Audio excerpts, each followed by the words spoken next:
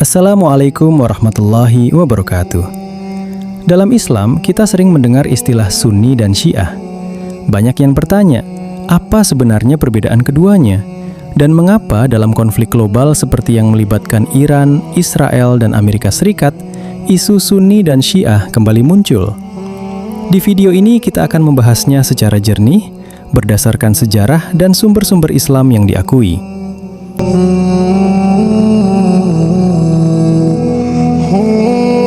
Perbedaan Sunni dan Syiah bermula setelah wafatnya Nabi Muhammad SAW tahun 632 Masehi.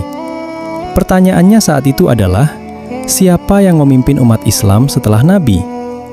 Kelompok yang kemudian dikenal sebagai Sunni meyakini bahwa pemimpin dipilih melalui musyawarah. Mereka menerima kepemimpinan Abu Bakar, Umar, Utsman, dan Ali sebagai Khulafaur Rasyidin.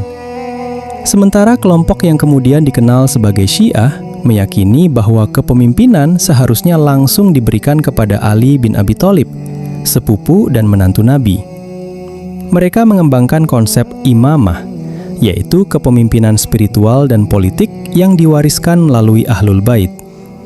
Perbedaan ini awalnya bersifat politik, namun berkembang menjadi perbedaan teologi dan tradisi.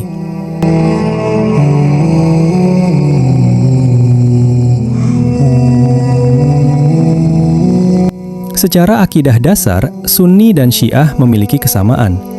Sama-sama meyakini Allah sebagai Tuhan yang Maha Esa. Sama-sama mengimani Nabi Muhammad sebagai Rasul terakhir.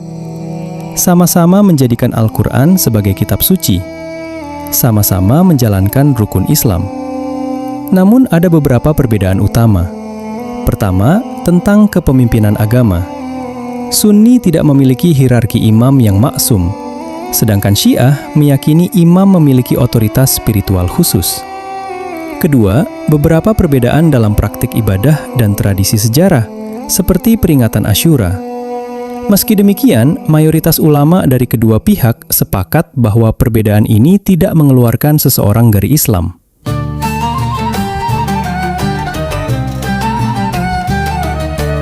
Hari ini, Iran adalah negara mayoritas Syiah, sedangkan banyak negara Muslim lain mayoritas Sunni.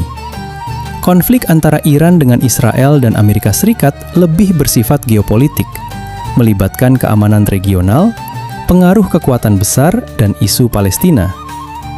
Sebagian umat Islam, baik Sunni maupun Syiah, melihat konflik ini melalui kacamata solidaritas terhadap Palestina.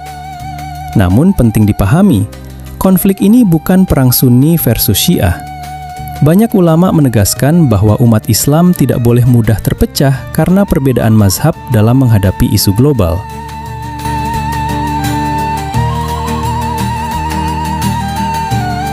Lalu bagaimana seharusnya sikap umat Islam?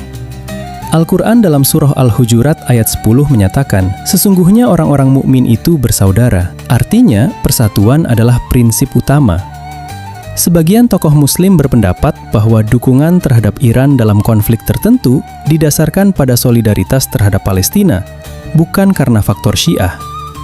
Namun sebagian lain menekankan bahwa umat Islam harus berhati-hati agar tidak terseret dalam konflik politik yang kompleks.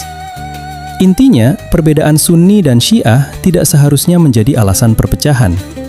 Yang lebih utama adalah menjaga persatuan umat, memperjuangkan keadilan, dan mengedepankan perdamaian.